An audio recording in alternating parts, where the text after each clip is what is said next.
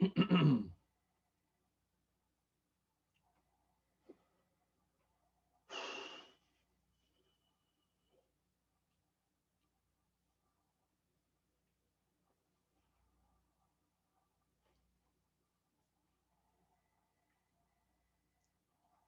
morning, Samach.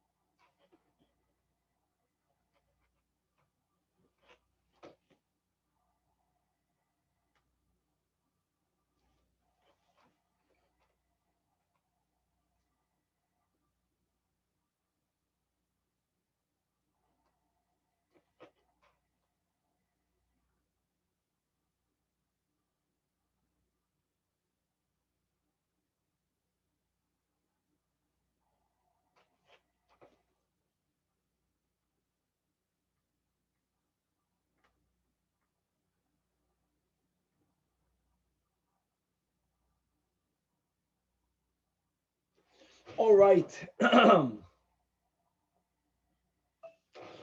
With the help of Hashem, we are learning Sukah Daf Chav Beis. We left off on Daf Chav Beis on top of the Amid.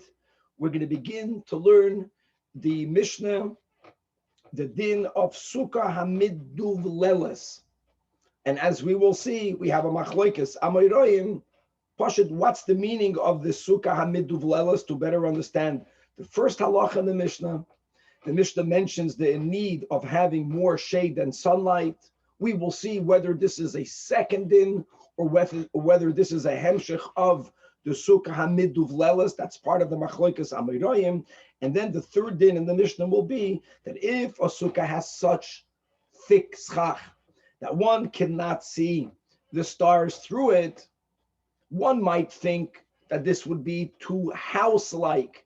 And as we learned above, sitting in a house, even if theoretically the roof, the ceiling fits all of the criteria of schach, nevertheless, you cannot use your house for a sukkah. And one would think that someone would confuse thick schach like a house. The Mishnah paskins that we don't say so. And even if it's that thick, you cannot see the stars through it, the sukkah still remains kosher. Now, the main chiddush, the main novelty that we will have on Daf Chav Beis is a new halacha l'Moshe Messinai, and that's called Chavoit Remi, lower and cast, lower and put together. And as we'll speak this out when we learn the Gemara, it's to a certain degree similar to the concept of good achis, similar to the concept of pi tikra yored v'soisim, but b'chlal not the same.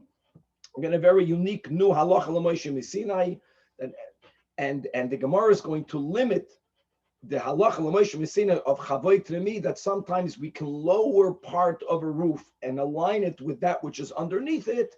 That's only if that which you are lowering has a tefach thickness or more. If it's wide a tefach, not thick, wide a tefach or more. If it doesn't even have a tefach of width, as we continuously go back and forth from dinim of tumas oil to the dinim of sukkah, just like it's not considered the oil when it get tuma, it's not going to be considered oil enough for us to apply the law of chavoit remi. And the Gemara is going to challenge that, but ultimately we will come to that maskana. Now, what we will also bring back is something that we just mentioned on Daf Yud Ches, and that's the law that when you have a mavui she'einu mefulish, and midrabanan, you have to make some sort of heket at its entrance. That's the beginning of Masechtas Eruvin, by putting elechi or a koida. And we're going to learn very unusual scenarios of koidas, very unusual cases where you have a koida that really doesn't, at first glance, meet the minimum width of the koida, and yet it's going to be a kosher koira, we're going to see whether we are using the din of chaboy trimi in those halachas or not. We're going to have a fantastic concept, which is that when there is sunlight in the size of only a zuz by the schach, there's an opening in the schach. As you go down to the floor of the sukkah, so the rule is that sunlight spreads as it moves further from the source. This is a beautiful concept. And that's going to help us clarify when we are learning in the Mishnayos, whether we're going to have today, like we mentioned, the din that you have to have more shade than sunlight. When we're going to infer, what about if it's 50-50? When we're going to go back to the first Mishnah on Daf Beis and make another inference from what the Mishnah says over there, there's going to be an apparent contradiction, and we're going to clarify it as, are we looking at the schach area or whether we are looking at the ground area on the sukkah? And God willing, if we'll have time, we will start or learn the Mishnah on Daf Chav Beis, Amid Beis, that's speaking about a sukkah that's built on a wagon, and the sukkah that's built on top of a ship. And even though we learned yesterday on Daf Chav Aleph Amid Beis, according to one of the understandings in our Mishnah, that if a sukkah completely lacks fixedness, it's invalid. However, if the sukkah is metaltail, but it's going to be more fixed than the Mishnah we learned on Chaf Aleph from the base, as we'll learn, which is a sukkah that's built on top of a wagon or on top of a ship, it will be kosher, versus a sukkah that's built on top of a tree or a sukkah that's built on top of an animal. We will see the problem over there. And as we know that midrabbanan, you may not climb a tree on Shabbos. You may not even lean on a tree on Shabbos. You may not ride an animal on Shabbos. How that will affect the kashrus of the sukkah and much more. Let us start on Daf Chav Beis Amid Aleph, all the way on top of the Amid, starting with the new Mishnah.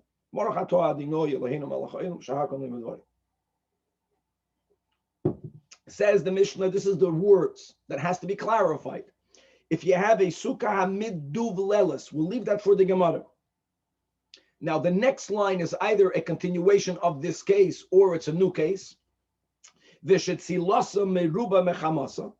you have a sukkah that has more shade than sunlight, so says the Mishnah, it's kosher. And now another law, whether this is the second or the third law of the Mishnah, ha mu'uva kimin bayis, if the sukkah is thickly covered, mamish like the roof, ceiling of a house, how thick, even though you cannot see the stars when you are under the schach. And again, you would think that people will confuse this with a bias. And if this will be kosher, they might erroneously that a house is also a kosher sukkah, even though the schach there theoretically meets all of the three rules of the schach, but by a house, it's for sure never kosher if something was built for a house. So the Chazal did not make such a decree. And they say that even though it's that thick, yet nevertheless, the sukkah is ksheira. Good. And now, Pasha, to understand what is the opening case of the Mishnah, my midduv lelis. Machloikes Rav and Shmuel. Amar Rav, that the first case of our Mishnah is Sukah Aniyah, a sukkah whose schach is very meager. In other words, the layer of schach is very skinny. Not only is it very skinny, but there are many gaps in that skinny layer. And as we will see in the Mishnah, that Rav understands the first and second to be part of the same case. A sukkah hamidduv lelis, even though the schach is that meager, the Mishnah says, as long as at the end of the day you have more shade than sunlight, then the sukkah is kosher. I don't care how meager, how poor the schach is. That's the way Rav teaches the words hamidduv lelis, and as we'll see in a moment, it comes from the shaydish of dal. Dalus, it's poor, it's meager. Shmuel says, no, the Mishnah is introducing the concept of kona oila and kona yored. So guys, if you have schach that's made out of reeds, or let's use now the word bamboo sticks, and one is high and one is low. One is high, one is low, not one directly over the other. No. One is exactly, we have two on the top and there's a gap in between. The one underneath is exactly in between the gap. In other words, You have one on top and on the side one below. If they all would have been on the same line, they would have been adjacent to each other. And here Shmuel has a tremendous chiddush. Now that every second reed is at another height, because of the layout of the schach, there is more sun than shade. If you would view them to be all put on the same level, then there would have been more shade than sunlight. And that's the gewaldige chiddush of Shmuel's understanding of the Mishnah, that halachically we view them to be on the same level. Halachically, therefore, there's more shade than sunlight. And let's continue reading inside the Gemara. So says the Gemara, according to Rav's understanding of the word miduvleles, then the Mishnah, by writing Sukah miduvleles, and then writing Vishitzilas Miruba Mechamasa, Tani Chada is only teaching us the same rule, that the Sukkah always needs to have more shade than sunlight. According to Shmuel, who says miduvleles, the word in English is staggered.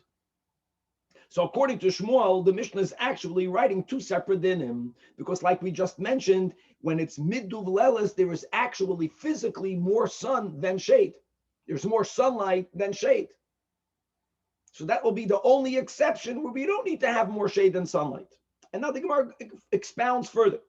According to Rav, Tani Chada, what's the Chada? Sukah miduvleles. And what's the meaning of miduvleles? Like we said, meager, and that comes from the words miduldeles, miloshan dal. I don't care how thin and how many gaps you have in this skinny schach, as long as as long as at the end of the day, when you are in the sukkah, when you are under the schach, there's more shade than sunlight, then the sukkah is going to be kosher. Shmuel, Tani Tarti, Shmuel understands that miduvleles means a staggeredly a layered schach. My miduvleles, it comes from the words mivulbeles, which means staggered. So one reed on top, one reed on bottom. The one on the bottom is exactly in between the gaps of the ones on the top. And therefore, the Mishnah is actually teaching us three dinim, or if you're just focusing on the ratio of the Mishnah, there are two dinim. The Tarti Ketani, rule number one, Sukkah mivul beles. That's the staggered Sukkah. It's keshera. There's going to be more sun than shade light. That will be the rule of the Mishnah, that halachically we align them all on the same level. As we will see, we lower the top schach to the bottom. And once you look at it halachically that way, if taka physically they would have been on the same level, it would have blocked more sun, and there would have been more shade than sunlight, and therefore the sukkah is kosher, even though de facto there is more sun, then there's more sunlight than shade. And then the Mishnah says another halacha, that otherwise, other than in the case of a staggeredly layered schach, you have to have more shade than sunlight, and only then will the sukkah be kosher. Now, why is it that we lower the top into the bottom? What gives us the right to do that? So Abaya explaining Shmuel's Shita, Shmuel's Taich in the Mishnah, is connecting the first line of the Mishnah to the din that we learned so many times together, to the din of Lavut. And indeed, Loi Shanu, that we are allowed halachically to view them on the same level. Elo she'ein bein zeh lo zeh, we're speaking about vertically, that the space between the upper and the lower, milmayla lamato, milmato lamayla, is less than 3 tfachim. And the words that Rashi uses, and we have this in many other areas in halacha, it's called royin. It means we look at it as if it's all on the same level because of the din of lavut. Aval yesh bein zelo zegimot tfachim, but as long as there's 3 tfachim or more vertically, so psula, because you don't have lavut, you cannot say royin. If de facto there is more sun, light than shade, then the sukkah is going to be pas. So says Abaya in the Shita of Shmuel, and comes along Rava. This is what we're learning new today. Amar Rava says Rava, no, or really the word it's Rava Amar. Generally, when the second argues with the first, when it's not a new topic, the Amar comes after the name. Rava Amar, no, afilu yesh bein zelo zeh shloisha tfachim. It's not necessarily connected to lavut, even if it's 3 tfachim or more of a gap, looking at the vertical higher layer and lower layer. Nami lo yamaran. We did not say that the sukkah is invalid. There'll be times that Abaya is right, but you know when? Ella b'she'ein begagoy tefach. Only if the width of each reed is not wide a tefach. If it's not wide a tefach, then the only way you can put them halachically on the same level is only by using lavud, and therefore you have to have less than 3 tefachim. But the moment abel yesh begagoy tefach, but if the width of the higher level of reeds is a tefach or more, then even if the space vertically between the higher and the lower layer of schach is 3 tefachim, more than 3 tefachim, can be, we'll see a lot more than 3 tefachim, nevertheless, the Mishnah will still be ksheira. And again, it's no matter how far apart they are. There's no limit to that. Now, there are other limits. Don't forget, guys, that schach cannot be placed, according to the Chachamim, above 20 amas. The lower layer cannot be placed under 10 tefachim. These are limits not connected to our halach. And why is that? So here are the words. Why? Chavoit means lower, and remi means cast, place. Chavoit remi. So if you have a picture, if you can just put your hands one over the other, so if you can just imagine, if you have, as long as if you were to physically lower it, the top kanim would fit in between the gaps of the lower ones, they would all align, then we say that that's not the din of lavud. That's the din called chavoit remi, lower and place it all together. However, what the Rav is emphasizing is that yes, there is a halacha l'moshe misina called chavoit remi, but for you to lower the top gag, it has to be a chashav gag. It has to be an oil. It has to be a covering. And as we find in Hilchas Tumah V'Tara, that what is considered an oil enough, let's say to convey tumas oil, it has to be a gag that has the width and the length of a tefach. Less than that, it's not chashuv. Similarly, chavoit remi is only if there's a tefach. Okay. And Amar Rava, mino amina law. How do I know? Where do I get that? What I just said, that the chi is tefach. Only then do we say chavoit remi. Speaking about the width of a tefach. But if you don't have the width of a tefach, I'll tell you where I see this. And I find this not by Sukah. I find this in a Mishnah in Masechtas Ahlos concerning Tumah and Tarom. And here, again, if you have a picture, you can just picture it in your mind. Here again, just, guys, what we're speaking about here is a 2-story home. And the ceiling, the roof of the first story is not completed. Not completed doesn't only mean that there's no plaster over it, but the way the ceiling of the first story, which becomes later the floor of the second story, the way it's made is first they had beams going only in one direction, and there are gaps in between the beams. And the same thing is that the roof of the second story, which is the roof of the house, the ceiling of the house is also made the same way. So they are mid-construction. And here there are 2 options. Option number 1 is that the beams that are going in one direction from both the first floor, it means the roof of the first floor and the roof of the second floor are exactly one over the other, and the gaps are over the other. Or the other option in the Mishnah is when they're staggered in a way like we have in our Mishnah, when they're exactly not over each other. When the gap that you have when you're standing on the ground floor, when you look up, the gap in between the 2 beams, the beam that's put on the roof of the second story is exactly aligned in between that. And here it's a very easy Mishnah that is giving you this case for the classical dinim of tumas oil. That when you have tuma underneath a roof, any other item that is susceptible to becoming tamei will become tamei, will acquire tuma, because there's enough of a mace that could convey tumas mace. And let's read the Mishnah inside. So it says all this is Rava's raya that chavoit remi is only said when there's a width of a tefach. The Tanach learned in Aliyah, koiras abayis v'Aliyah. You have beams that are on top, right, of the people that are standing in the ground floor. It's not a fully built house. We're in the middle of construction. There are only beams, and there are gaps in between these beams. The beams are only going in one direction. If you have a picture, you'll see it. If not, you can imagine it in our minds. And the same thing is that the second story also has now a roof that's built on top of the second story, which is the roof for the entire house. There's also beams only going in one direction, and there are gaps in between it. in neither of these roofs or ceilings. And again, the roof of story number one is really what will become later the floor of story number two. She'ein aliyah ma'azeva, you don't have plaster over it, and it's not just about plaster, but that means that there are holes, not just a hole, but across the entire length, you have an opening. It's like this. Case number one. If the top beams are exactly over the bottom beams, and now tuma tachas achas mihem, when they are directly over each other, and there's a source of tuma, either there's a source of tuma on the ground, so it's under the beam of floor number one, or if there's tuma on top of it, and it's under the beam that's going across story number two.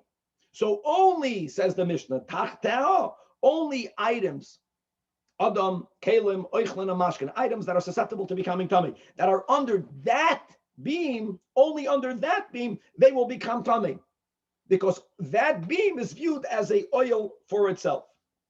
However, bein hatachtoina le'elyoina, what happens if the source of tuma is on top of the roof of story number one, under roof number two? Here again, only beineim, only another item that's also on the second story will become tummy. Weiter, al gabehu elyoina, if you have a source of tuma on top of the beams on the roof of the second story, so then only that which is over it is tummy, kinegda ad l'rikiya tummy, because there's nothing stopping it, and underneath it nothing is tummy, because why would the tumah go down when it's on top of something that's mafs? Case number two, what happens if the way the beams were placed, the beams that are going on the top story are placed exactly over the gaps of the lower one, which is similar to the case of our Mishnah that we were calling the case of the staggered according to Shmuel. So here there's a Gavaldik Chiddush. Says the Mishnah that Tuma Tachteyen, that if Tuma's under any, I don't care if it's under the second story or if there's Tuma under the first story, we don't say only items under that same board as Tame. No, that's the word. Tachas Kulan Tame. If you have, let's say, a keli that's on the other side of the house, it will also become Tame, but it's not under the same beam. I don't care. Halachically, we view now all of the beams to be aligned with each other. That's the din of Chavoy Tremi. So now you have one large roof, and that's the din of a Tumas oil. That if you have the source under any part of the roof, so any other item that's susceptible to becoming Tame under the same roof, I don't care how big the roof is in the same room, it will all acquire Tuma. Mamish, in other words, since they are staggered in a way that Elyonis is kebein hatachtoinos, you can lower the top ones and they fit in between the lower ones, and you have now one large roof. Okay, and then the Mishnah gives other cases. Al gabeim, therefore, if the tuma is on top of any of them, so it's as if it's on top of the roof of the house. So connect an al nakiya tame. That's the din of Chavoy Tremi as we find it in Tumas Oil. And now all this is Rava quoting, and we know that there is a Braisa that adds a detail to this Mishnah. And when do we say that what? That all of the rules of the Mishnah are correct only when the beams are a tefach wide. Bisman sheyesh b'neim tefach u'b'neim pesach tefach. The width of the beams are a tefach. Now, guys, if we have to use the word Chavoy Tremi, so obviously the space in between the lower ones have to be a tefach wide to allow the beams of the top one halachically to be viewed as if it's underneath it. It has to fit there. It has to be able to physically fit there for us to say that royin, for us to say the din of Chavoy Tremi. But if the width of these beams are not wide a tefach, so then we don't align them all. Then tuma tachas achas mihen, only that tachtei tame. But beneim ba'al gabeim istar. In other words, since we cannot say Chavoy Tremi, why is that? Because the width of the beams are not a tefach. So then we go back to viewing every beam as an oil for itself. That's only if the oil has a tefach. Guys, don't forget. So if the bottom oil has a tefach, well, let's say the space in between it doesn't have a tefach, which means that the higher beams are not a tefach wide, then the higher beams are not lowered. If the higher beams are not lowered, then something that's under the beam to the right, only other items under that beam becomes tamei, but we don't align and say that the whole the whole roof becomes viewed as one oil. Clear. That's a befeida shemish. Okay. So now Alma we see concludes Rava. No one will debate this, but this is a din only concerning tumas oil. The chiddush of Rava is that he's linking tumas oil to the din of schach, to the din of a sukkah. That ki is beit tefach. Only when the top, or when the beams above have the width of a tefach, so they are considered chashuv by themselves. Then we apply the halacha l'mishum of chavoit. We lower them rimi, and we lay them out inside the gaps of the lower ones, and they become halachically one wide roof ceiling. However, but the moment the ones that you're trying to lower don't have the width of a tefach, then lo yaminin and chavoit rimi, indeed shmamino. And again, the chiddush here is that the same will be here by schach. All of this is explaining Shmuel, who says Sukah middu v'leles means a staggered schach. And as long as each kana is a tefach wide, we're not bound by lavud. Beyond lavud, we can still kasher the sukkah, even though de facto there's more sunlight than shade. But because of the halacha, since we use that, since chavoit remi blocks out more sunlight, then the sukkah becomes kosher. Rabbi, Abaye didn't know this halacha. Abaye will see in a moment, perhaps did not agree that Abaye did not know this halacha. Even if we challenge Rava, then we say chavoit remi, even if it's less than a tefach, then for sure we should always say chavoit remi. You have a good question, Tzvika. I don't think he didn't know this halacha. Maybe he didn't say this halacha is used b'chlal by sukkah. Maybe. Yeah, Rabbi. Yes. We just learned in this Mishnah where we said that the boards and the space have to exactly evenly align. Correct. So applying that to sukkah, it sounds like it would be the same idea. You need it to exactly evenly align, which is like seems kind of no. I don't want it that way. Let's say the gaps in the lower layer is wider than the thickness, than the width of the sukkah on the top. And if you were to lower it, it wouldn't be squeezed in there, but still, when the moment the schach is all on one layer, it blocks out more sunlight. You don't have the sunlight going in between them. All we want to do, Danny, is to have enough space. I thought it needs to fit in. They have to fit in, meaning that we don't want for the bottom ones to be too close to each other. But if the bottom layer is laid out with greater gaps, you lower it. And even if there's still space from both sides, doesn't matter. Will there be more shade or will there be more sunlight? That's what we're looking for. Okay. Now, here comes the big challenge. So Yosef Rav Kahana v'ka'amar l'hashemaitz. Rav Kahana is repeating that which he heard from Rav. And Avashi says, hold on. Are you always limiting chavoit remi to a tefach? Listen, guys, Ravashi had the same Mishnah and Alois. He had the same B'rais. So he knows that by tumas oil, yes, you only lower it if the top beams have the width of a tefach. Yes, but are we saying it by always? Lav dafka. Maybe by Yasuka we can say chavoit remi even if it doesn't have a tefach. And here is this proof. I'll show you a B'rais where l'chu'ura we are also using chavoit remi, and even when there isn't the width of a tefach. Now, guys, we have a mavoi she'eino mefulish. We have a mavoi which is called a cul-de-sac. That means that you have an alleyway or a small street that is closed from all three sides. It's closed in the back. It's only open from the opening of this alleyway into the Rishus Harabim. And as we learned in the beginning of Eruvin, that midrabanan, for you to be allowed to carry in the mavoi, not from the chatzar to the mavoi. For that, you have to make a shit of mavois. But even an item that bein hashmashes was already in the mavoi, for you to be able to carry a daladamas or more in that mavoi, you have to section off the mavoi, not completely. You don't even need a tzuras haPesach. Suffice to have either a lechi or a koida. And this B'rais is going to speak about the din of a koida. So this cross beam, right, as we'll see, has to go from one side to the other. And the beginning of Eruvin is you can't place it above Esrim Amo, according to the Chachamim. That's where Rabbi Yehuda disagrees. We're going to be focusing on what happens. We had the mention of this B'rais on Daf Yud Ches. If the koida doesn't go all the way across, if it almost goes all the way across. So let's begin the various cases. Koida, if the koida is leaving, it's connected to the wall on the right, and it's going to the wall on the left, but the Eino Negas B'Koisel Zeh doesn't go all the way. There is still a gap between the koira and the other side of and the wall. Or if you had two koiros, achas yoitza mikoisel zeh, achas yoitza mikoisel zeh, and but the einoi gois zu bezu, but they didn't touch one the other.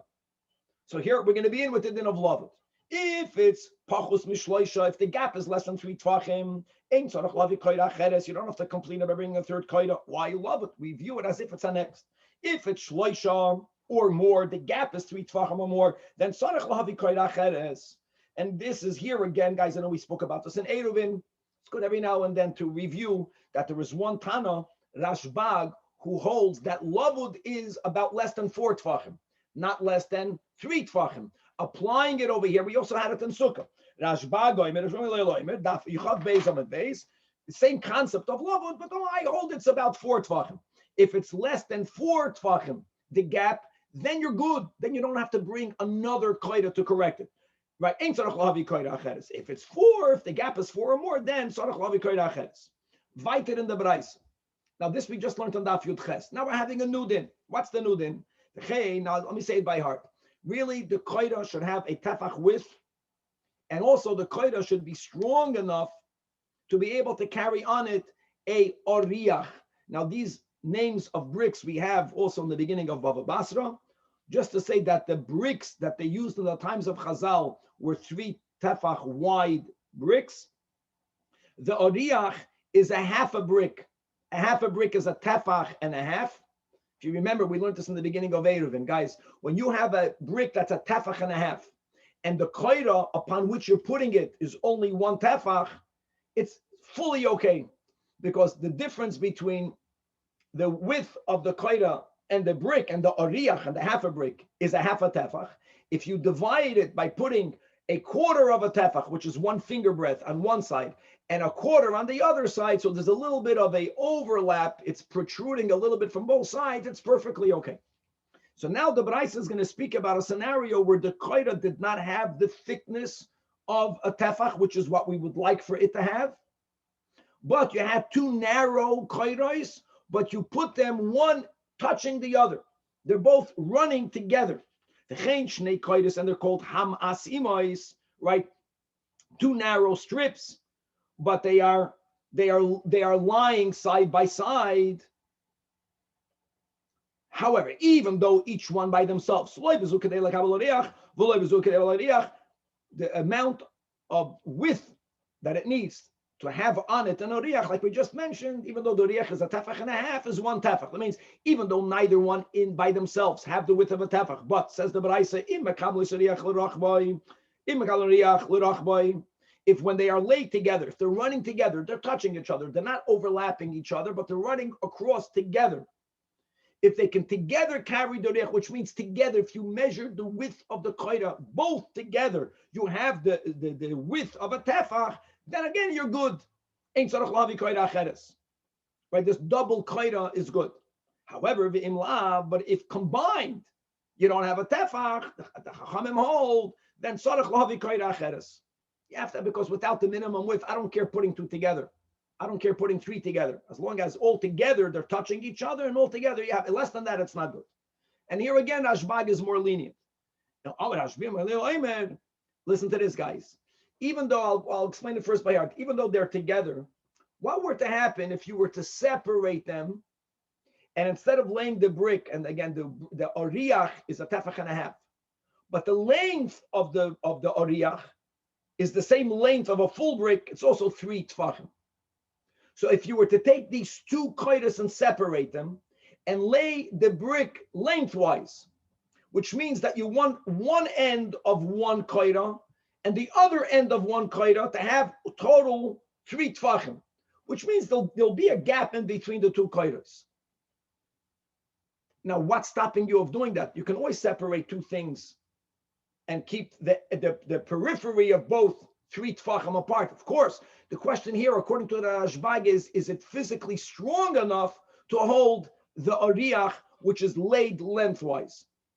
So even if it doesn't have a width of a tefach, as long as if you were to place a oriach lengthwise, which means you want to have the total distance, including the koiros of 3 tvachim. If it won't break from the weight, it's also good inside. As long as if you were to separate it, and you would now lay this half a brick to the length of the half a brick, which means you're looking to cover a space of 3 tvachim, which is shloisha tvachim. And again, and what? Well, you can have something as skinny as a rope, and you can separate it that totally it should be 3 tvachim apart, but it's going to be very, very flimsy. But if it will be strong enough to hold this oriach place la'arkoi, it's also good. Ein tzarich lahavi koira acheres.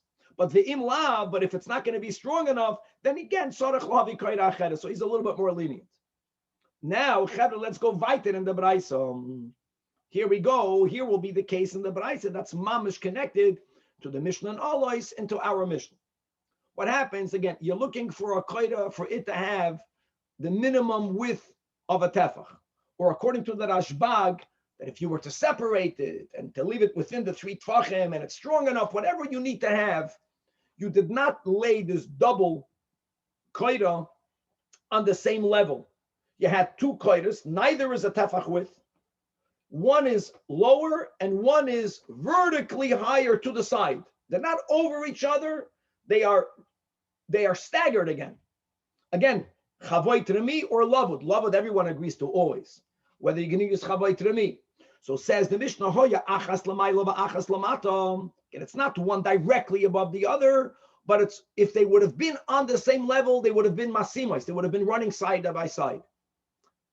But then one is up and one is down. So Rabbi Yossi, Rabbi Yehuda Omer, royin, right? Royin ho'elyoino ki ilu hi lamata. Or similarly, ve'es atachtoino ki ilu hi lamayla. And if they would be on the same level, would it be good? Well, according to the Tanach, then they would have to have a width of a tefach. According to the Rashbag, you don't need that to happen, even if it won't have the width of a tefach. You look at the other, at the other rule that we just learned above, as we look at it as if they're running side by side. And if running side by side would suffice, so then even though it's physically not side by side, royin. And now says the Braisa, ubilvad, but there are restrictions when it comes to a koira. What are those restrictions? That the one on the top should not be above 20 amas, because we don't paskin like Rabbi Yehuda. That's the upper limit. And the hatachtoin and the one on the bottom should not be under 10 tvachim. L'kula alma, under that is also not a valid koira. And as long as they are all within the limitations of a koira, so royin. End of quote. All of this is Rav Ashi's kasha. What is this Braisa speaking about? Guys, if every koira would have a width of a tefach, you don't need to royin. You're good to go.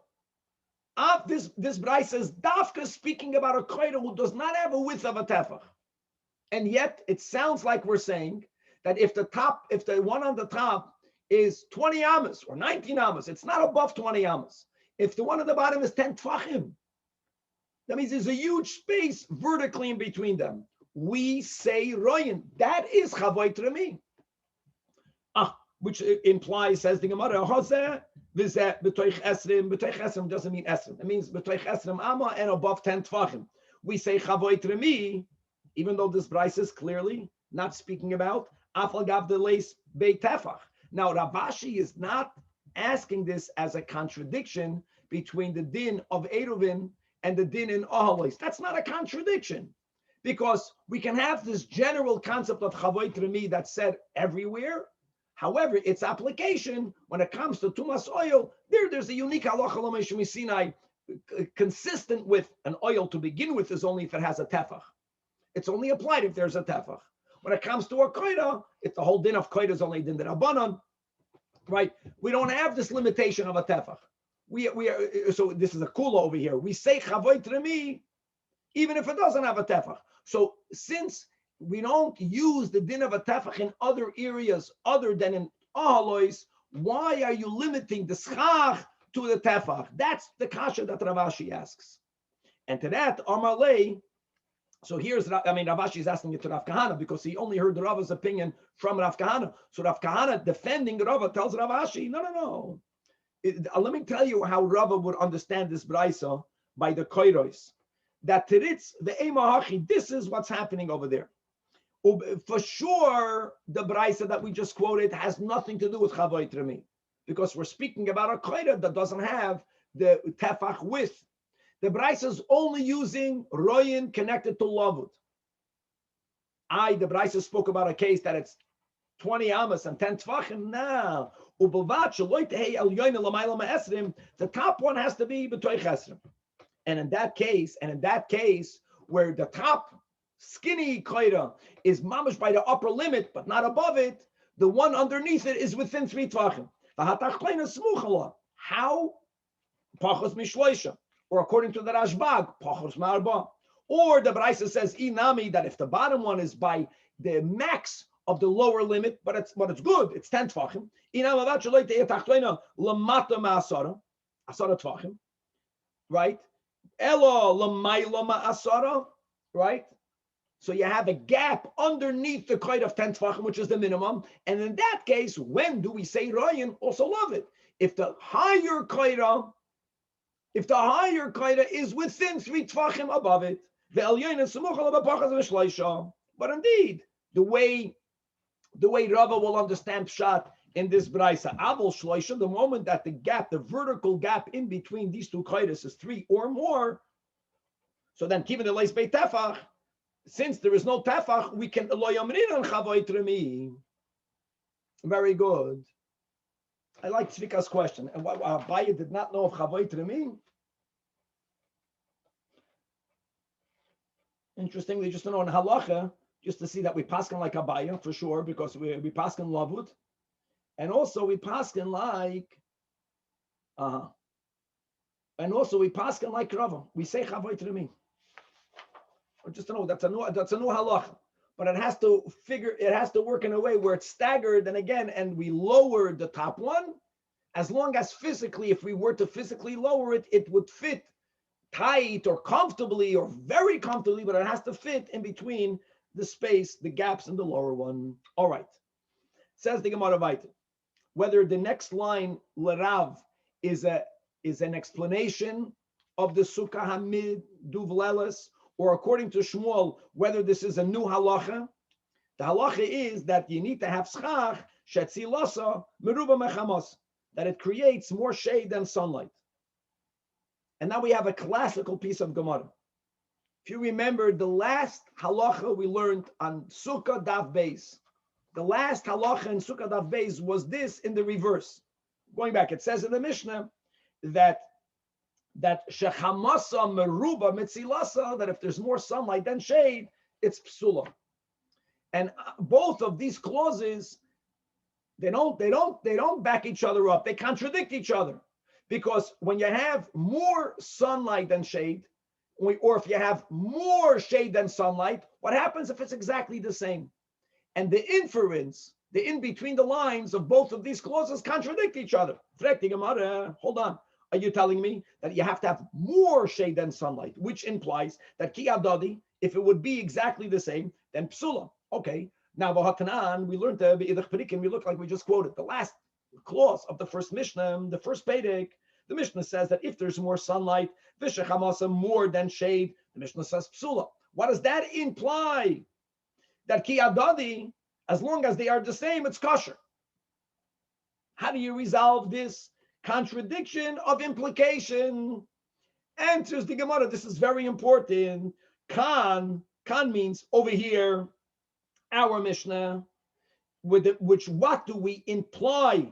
That ki hadadi, that if it's exactly half and half, the Mishnah seems to be saying that it's possible. Yes. You know when you are looking not on the floor of the sukkah, but you are looking at the level of the schach. If at the level of the schach, it's exactly half and half, and as we spoke out in the introduction, this concept that sunlight, as it spreads further from its source, right, it covers more area. If at the schach level, it's 50-50, that on the ground of the sukkah, there will be more sun than more sunlight than shade. Gewaldig. And however, Kan, which is going back to the first Mishnah, There, the Mishnah that says that what? That if there is more sunlight than shade, it's possible. And what does that imply? That if it's 50-50, it's kosher. I don't know. All right.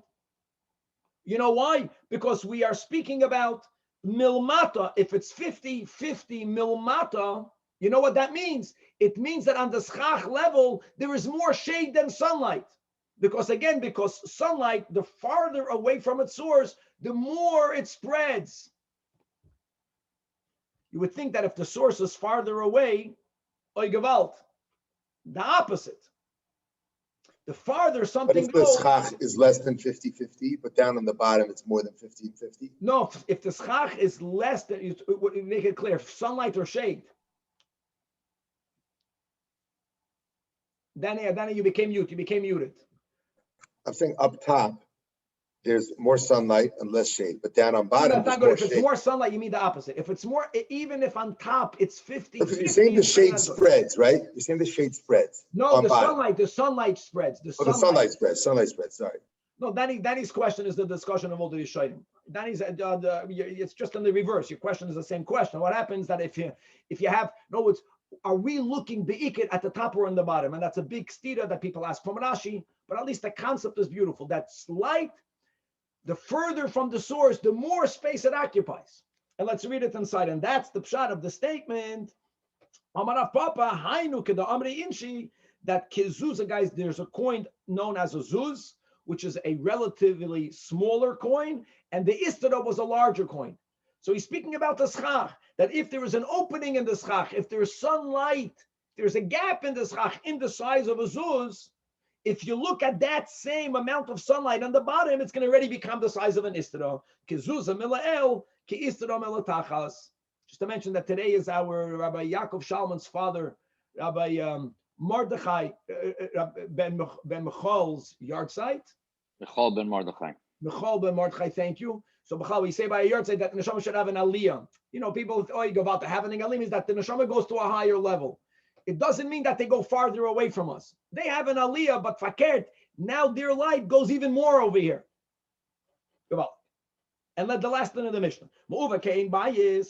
If the sukkah is thickly covered, mamish like a house, meaning the Mishnah says that you can't even see the stars. Let's go to more details. So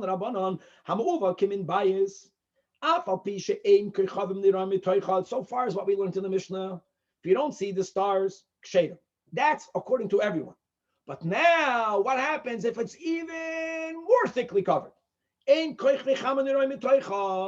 koich v'chama? Rashi says sun rays. If it's so thickly covered, it's during the day, and the sun rays don't go through it at all. So maybe that's already a bias. And indeed, Beis Shammai say it's possible. Because the words of the Mishnah was, if it's kemin bias, it's okay. But if it's bias mamish, not. This was made only for a sukkah, I don't care. Don't forget, Beis Shammai, b'chlal, it has to be made l'shem mitzvah sukkah. You can't make it just because you have in mind l'shem sukkah and make a covering a house. They still say that it's kosher. That even if sun rays don't go through it, you made this is not your bias. Now, the big topic of discussion is what happens if it's so thick that rain doesn't go through it. That's a bigger madrega.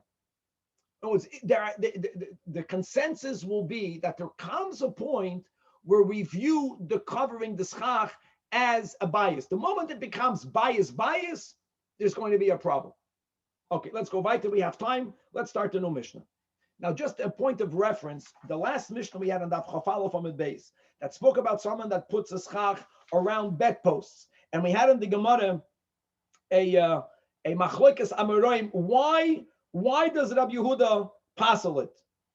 And the first explanation was because she'ein loy keva. So we said that if a sukkah is so not fixed, Rabbi Yehuda passels it. But just understand like this: when you have the walls of the sukkah are so movable that you can easily move it, that according to Rabbi Yehuda is a problem. When you are moving that sukkah, you're not moving the floor with it; you're just moving the bedposts. Here, the Mishnah is beginning with scenarios that the sukkah is taka not fixed in its location. It's metaltel. But when you are metaltel it, everything moves. That's a lesser of a problem. And what would that be? The two famous cases. If you build the sukkah on top of a agola, on top of a wagon, right, what we call today a sukkah mobile, or if you build it berosh hasfina. Now, understand the issue with the sfina isn't only that the sfina could move on the water, but it's exposed to the wind and it can be blown down easier than a sukkah that's built on ground.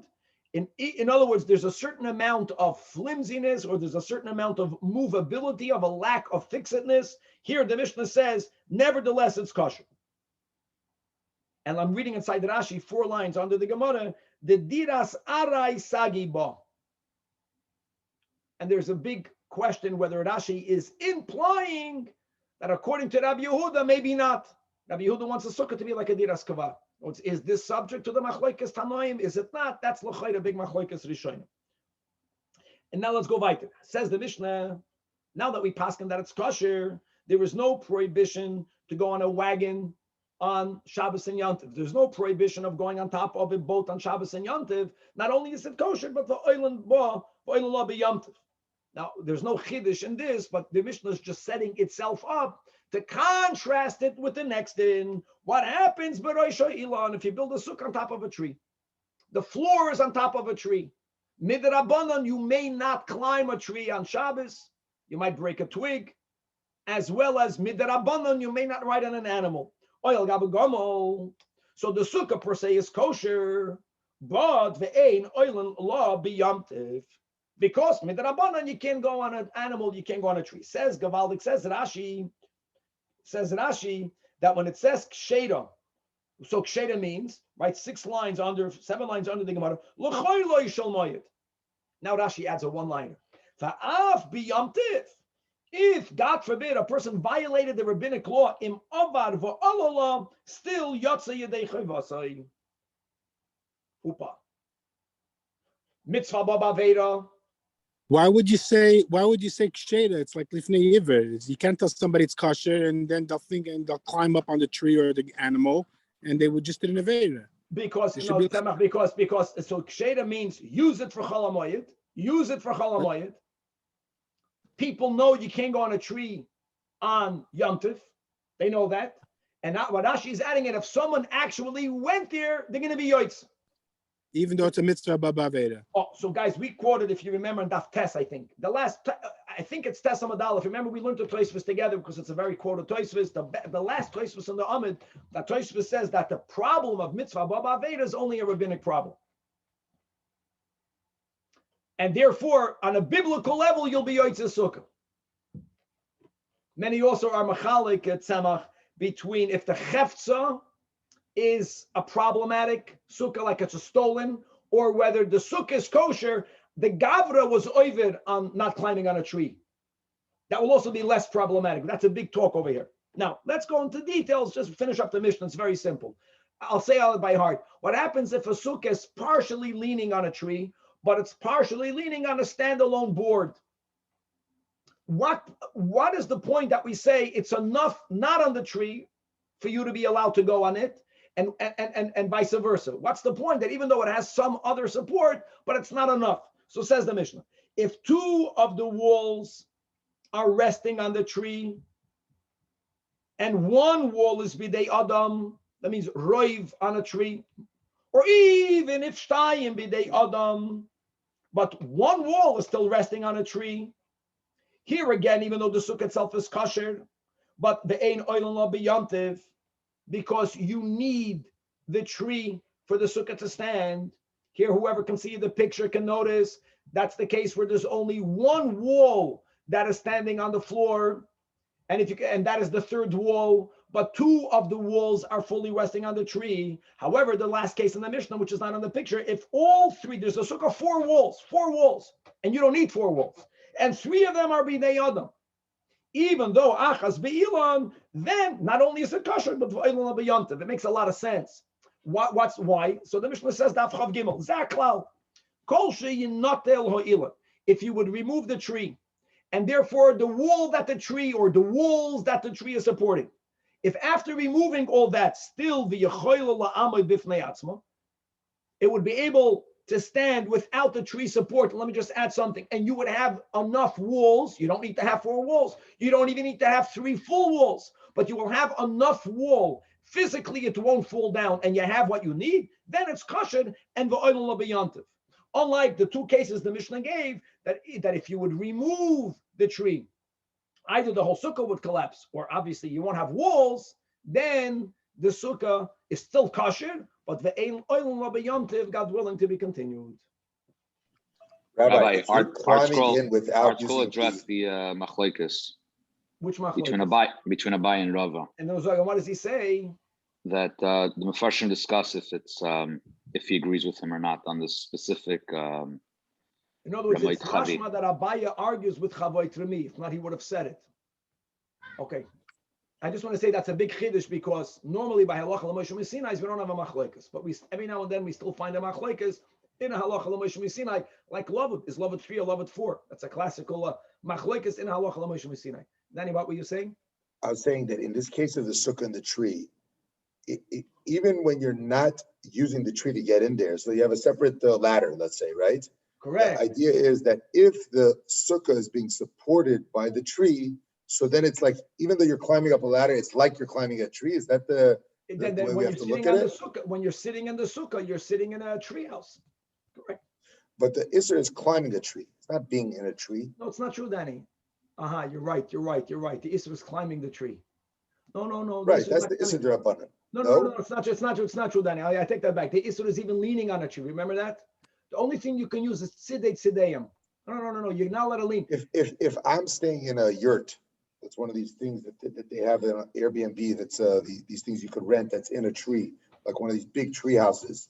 Are you saying that you cannot be in that for Shabbos? For sure not. I'll tell you more, Danny. Remember we learned in Shabbos. If you have a tree swing, if you made a hook.